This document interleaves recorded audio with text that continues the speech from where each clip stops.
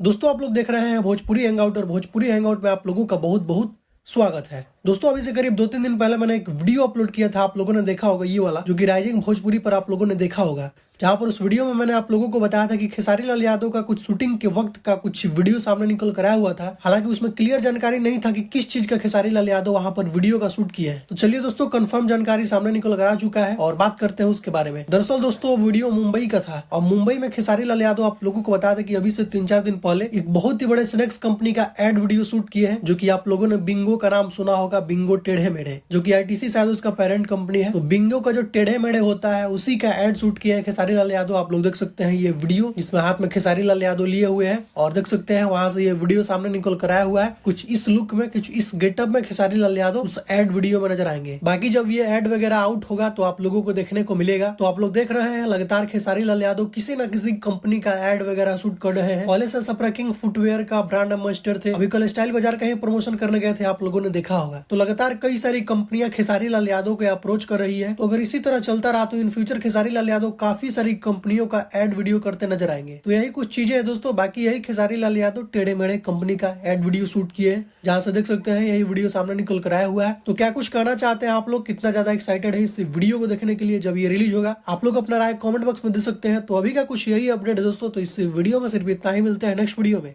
Thank you so much.